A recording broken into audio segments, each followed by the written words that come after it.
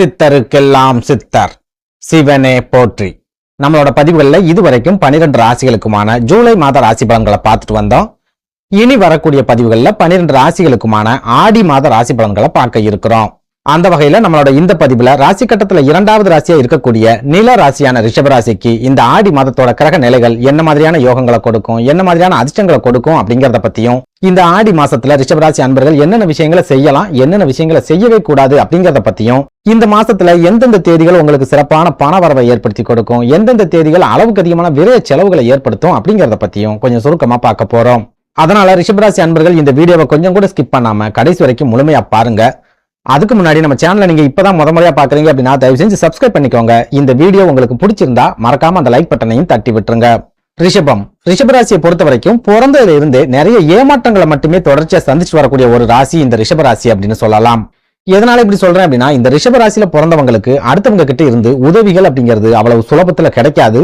சின்ன சின்ன விஷயங்கள்ல உதவிகள் தேவைப்படுது அப்படின்னா கூட ரொம்ப பெரிய போராட்டத்துக்கு அப்புறமா தான் இவங்களுக்கு உதவிகள் அப்படிங்கிறது கிடைக்கும். நினைச்ச உடனே எந்த விதமான உதவியும் யார்கிட்ட இருந்தும் இவங்களுக்கு கிடைக்காது. இன்னும் சொல்ல போனா பெரும்பாலான ரிஷபராசிக்காரங்க குடும்பம் அப்படின்னு குடும்பத்துக்காகவே வாழ்ந்துகிட்டு இருப்பாங்க, குடும்பத்துக்காகவே உழைச்சுக்கிட்டு இருப்பாங்க. ஒரு சில ரிஷபராசிக்காரங்க குடும்பத்துக்காக உழைச்சு ஓடா தேஞ்சுக்கிட்டும் இருப்பாங்க. ஆனா இவங்களுக்கு ஒரு உதவி தேவைப்படுது அப்படிங்கிற பட்சத்துல அந்த குடும்பத்துக்கிட்ட இருந்தே இவங்களுக்கு உதவிகள் அப்படிங்கிறது கிடைக்காது. இவங்களே இவங்களோட சொந்த முயற்சியில முட்டி மோதி யாரோட உதவியும் இல்லாம தான் அந்த காரியத்தை செஞ்சு முடிப்பாங்க. புரியுற மாதிரி சொல்லணும் அப்படின்னா, இவங்க படிச்சு முடிச்சுட்டு வேலை வாய்ப்புகளுக்காக முயற்சி பண்றாங்க அப்படின்னா இவங்களோட சொந்த முயற்சியில தான் வேலை வாய்ப்புகள் அப்படிங்கிறது கிடைக்கும். யாரோட உதவிகளும் வேலை வாய்ப்பு சம்பந்தமா இவங்களுக்கு கிடைக்காது. ஒரு சில ரிஷபராசி அன்பர்களுக்கு நண்பர்கள் கிட்ட இருந்து ஒரு சில உதவிகள் கிடைக்கும் அப்படின்னாலும் அந்த உதவிகளுமே ரொம்ப பெரிய போராட்டங்களுக்கு அப்புறமா, நெருக்கடிகளுக்கு அப்புறமா தான் இவங்களுக்கு கிடைக்கும். ஈஸியா கிடைக்கவே கிடைக்காது. இதனாலேயே பெரும்பாலான ரிஷபராசிக்காரங்க ரிஸ்க் எடுக்க முடியாத ஒரு வாழ்க்கையை வாழ்ந்துட்டு இருக்காங்க அப்படின்னு சொல்லலாம். அதாவது இவங்களுக்கு சொந்தமா தொழில் செய்யணும் அப்படிங்கிற ஆசை மனசு முழுக்க இருக்கும். கைகள்லயும் ஓரளவுக்கு பணத்தை சேமிச்சுக்கிட்டே வருவாங்க. ஆனா யாருகிட்ட இருந்துமே இவங்களுக்கு எந்த விதமான உதவிகளும் கிடைக்காது அப்படிங்கறதால சொந்த தொழில இறங்க முடியாம தொடர்ச்சியா பின்னடைவுகளையே சந்திச்சுட்டு வருவாங்க.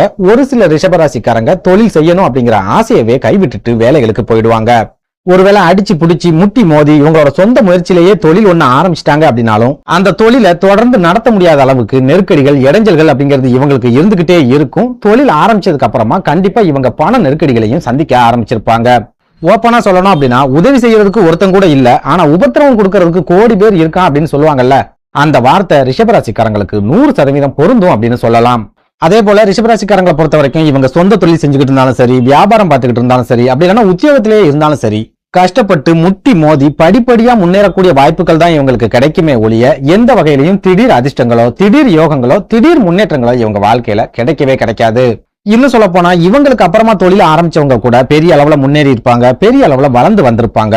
ஆனா இவங்க தொழில் ஆரம்பிக்கும் போது என்ன நிலைமையில இருந்தாங்களோ அதே நிலைமையில தான் இப்போ வரைக்கும் இருந்துகிட்டு இருப்பாங்க. இவங்க தொழில திடீர் முன்னேற்றங்கள் அப்படிங்கிறது எப்பவுமே கிடைக்காது. தொழிலா இருந்தாலும் சரி, குடும்ப வாழ்க்கையா இருந்தாலும் சரி, தினம் இவங்களுக்கு நெருக்கடிகள் அப்படிங்கிறது இருந்துகிட்டே இருக்கும். ஒண்ணு பண நெருக்கடி இருந்துகிட்டே இருக்கும், அப்படி இல்லைன்னா மன அழுத்தங்கள் ஏற்பட்டு மன நெருக்கடி கண்டிப்பா இருந்துகிட்டே இருக்கும். அதே நேரம் இப்படி தொடர்ச்சியா தனி அளவே இவங்க போராடிட்டு இருக்கக்கூடிய காரணத்தால பெரும்பாலான ரிஷபராசிக்காரங்க ரொம்பவே அனுபவசாலிகளா இருப்பாங்க. எந்த ஒரு விஷயத்திலையுமே சுருக்கமான முடிவுகளை எடுப்பாங்க. தீர்வே இல்லாத பிரச்சனைகளுக்கு கூட இவங்க கிட்ட தீர்வுகள் அப்படிங்கிறது கிடைக்கும். இவங்க கிட்ட ஆலோசனைகளை கேட்கறவங்க கூட இவங்க கண்ணு முன்னாலேயே ரொம்ப பெரிய அளவுல முன்னேற்றங்களை அடைவாங்க. ஆனாலும் அவங்க மூலமா கூட இவங்களுக்கு பெரிய அளவுல உதவிகள் அப்படிங்கிறது கிடைக்காது. சுருக்கமா சொல்லணும் அப்படின்னா, ரிஷபராசிக்காரங்க ஒரு தொழில வளர்ந்துட்டாங்க அப்படின்னா அவங்க சுயம்புவா உருவாகி அவங்களோட சொந்த முயற்சியாலேயே யாரோட உதவியும் இல்லாம வளர்ந்துருக்காங்க அப்படின்னு அர்த்தம். இப்படி எல்லா விஷயங்கள்லயுமே யாரோட உதவியும் கிடைக்காம தனி ஆளா போராடிட்டு இருக்கக்கூடிய ரிஷபராசிக்காரங்களுக்கு இந்த ஆடி மாதத்தோட கிரக நிலைகள் என்ன மாதிரியான தாக்கங்களை ஏற்படுத்தும் அப்படிங்கறத பத்தி பார்க்கலாம்.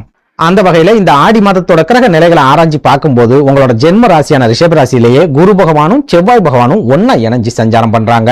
குருவும் செவ்வாயும் ஒன்னா இணையறதால குருமங்கள யோகம் அப்படிங்கிற அருமையான ராஜ யோகம் உருவாகுது. இந்த ராஜ யோகம் உங்களோட ஜென்ம ராசியான ரிஷபராசியிலேயே உருவாகிறது ரொம்ப அற்புதமான ஒரு அமைப்பு அப்படின்னு சொல்லலாம். குறிப்பிட்டு சொல்லணும் அப்படின்னா, இந்த குரு மங்கள யோகம் ரிஷபராசிக்காரங்களுக்கு திருமண யோகத்தை ஏற்படுத்தி கொடுக்கும், குழந்தை பாக்கியம் கிடைக்கக்கூடிய ஒரு சூழலை உருவாக்கி கொடுக்கும், நிறைய மனதைரியத்தை ஏற்படுத்தி கொடுக்கும், மன பக்குவத்தை ஏற்படுத்தி கொடுக்கும். எது வந்தாலும் பார்த்துக்கலாம், எது வந்தாலும் சமாளிச்சுக்கலாம் அப்படிங்கிற ஒரு துணிச்சல் உங்களுக்கு அதிகரிக்கும். இதெல்லாம் விட முக்கியமா இந்த யோகத்தால உங்களோட கோபமும் படிப்படியா உங்களோட கட்டுப்பாட்டுக்குள்ள வரும். சாந்தமா பேச ஆரம்பிப்பீங்க. உங்க வார்த்தைகள்ல வித்தியாசம் தெரியுதுன்னு அடுத்தவங்க சொல்லக்கூடிய அளவுக்கு உங்க வார்த்தைகள் ரொம்பவே நயமா வந்து விலக போகுது. முக்கியமா இந்த யோகத்தால உங்களுக்கு நிறைய மனப்பக்குவம் கிடைக்கும் அப்படிங்கறதால யார்கிட்டயுமே அவ்வளவு சுலபத்துல நீங்க கோபப்படவே மாட்டீங்க. உங்க கோபத்தை கட்டுப்பாட்டுக்குள்ள கண்டிப்பா கொண்டு வந்துருவீங்க. குடும்பமா இருந்தாலும் சரி, தொழிலா இருந்தாலும் சரி, அல்லது உத்தியோகமாவே இருந்தாலும் சரி, மத்தவங்க கிட்ட ரொம்பவே சாந்தமா பேச ஆரம்பிப்பீங்க, அன்பா பேச ஆரம்பிப்பீங்க. எவ்வளவு வேதனை மனசுக்குள்ள இருந்தாலும் அதை வெளிக்காட்டிக்காம மத்தவங்க முன்னாடி சிரிச்ச முகமா பேச ஆரம்பிப்பீங்க. முக்கியமா உங்ககிட்ட நிறைய மாற்றங்கள் தெரியுது அப்படின்னு மத்தவங்க சொல்லக்கூடிய அளவுக்கு ஒரு சிறப்பான மனம் பக்குவத்தை இந்த குரு மங்கள யோகம் உங்களுக்கு கண்டிப்பா ஏற்படுத்தி கொடுக்கும். இதனால இந்த ஆடி மாதம் முழுக்கவே ரிஷபராசி அன்பர்கள் சுறுசுறுப்பா இருப்பீங்க. அவ்வளவு சீக்கிரம் சோர்ந்து போக மாட்டீங்க. வேலை செய்யற இடங்கள்ல வேலையை ரசிச்சு செய்வீங்க. தொழில்ல நெருக்கடிகள் ஒரு பக்கம் இருந்தாலும் அந்த நெருக்கடிகளை நீங்க ரொம்ப அசால்ட்டா கடந்து போகக்கூடிய ஒரு மாதமாவும் இந்த ஆடி மாதம் இருக்கும். அதாவது வேலையா இருந்தாலும் சரி, தொழிலா இருந்தாலும் சரி, கடந்த காலங்கள்ல நீங்க என்ன மாதிரியான ஒரு நெருக்கடிகளை சந்திச்சீங்களோ அதே மாதிரியான ஒரு நெருக்கடி இந்த ஆடி மாசத்துலயும் இருக்கத்தான் செய்யும். ஆனா அந்த நெருக்கடிகளை நீங்க ரொம்ப பெரிய பிரச்சனைகளா எடுத்துக்காம சாதாரணமா எடுத்துக்கிட்டு கடந்து போகக்கூடிய ஒரு சில வாய்ப்புகளை இந்த குரு மங்கள யோகம் கண்டிப்பா ஏற்படுத்தி கொடுக்கும். அதே நேரம் உங்களோட ஜென்ம ராசியில உட்கார்ந்து இருக்கிற செவ்வாய் பகவான் உங்க ராசிக்கு விரையாதிபதி அப்படிங்கிற காரணத்தால இந்த ஆடி மாசத்துல ஒரு சில விரைய செலவுகள் அப்படிங்கறதும் ரிஷபராசிக்காரங்களுக்கு கண்டிப்பா ஏற்படும். குறிப்பா கோவில் சம்பந்தமான விரைய செலவுகள், ஆன்மீகம் சம்பந்தமான விரைய செலவுகள், கோவில் கொடை விழாக்களுக்கு செலவு செய்யறது, ஆன்மீக சுற்றுலாக்கள் போறது, சொந்த பந்தங்களோட சுபகாரிய நிகழ்ச்சிகள்ல கலந்துக்கிறது, உங்க குடும்பத்திலேயே சுபகாரிய நிகழ்ச்சிகளை முன்ன நின்று நடத்துறது, குலதெய்வ கோயில்களுக்கு போயிட்டு வர்றது, இந்த மாதிரி ஒரு சில விரைய செலவுகள் இந்த ஆடி மாசத்துல உங்களுக்கு கண்டிப்பா இருக்கும். இதனால இந்த ஆடி மாசத்துல நீங்க எவ்வளவுதான் முட்டி முட்டி உழைச்சாலும் அந்த பணம் உங்க கைகள்ல தங்காது. ஏதாவது ஒரு வகையில உங்க கைகள்ல இருக்கிற பணத்துக்கு செலவுகள் அப்படிங்கிறது வந்துகிட்டே இருக்கும். அதே நேரம் பெரும்பாலான செலவுகள் சுப விரைய செலவுகளா இருக்கும். அப்படிங்கறதால இந்த செலவுகள் மூலமா உங்களுக்கு மன மகிழ்ச்சி ஏற்படும், மன நிம்மதி ஏற்படும். குடும்பத்தோட அதிக நேரம் செலவு செய்யறது, குழந்தைகளோட அதிக நேரம் செலவு செய்யறது அப்படின்னு நீங்க மகிழ்ச்சியா இருக்கக்கூடிய ஒரு காலகட்டமாகவும் இந்த ஆடி மாதம் கண்டிப்பா இருக்கும்.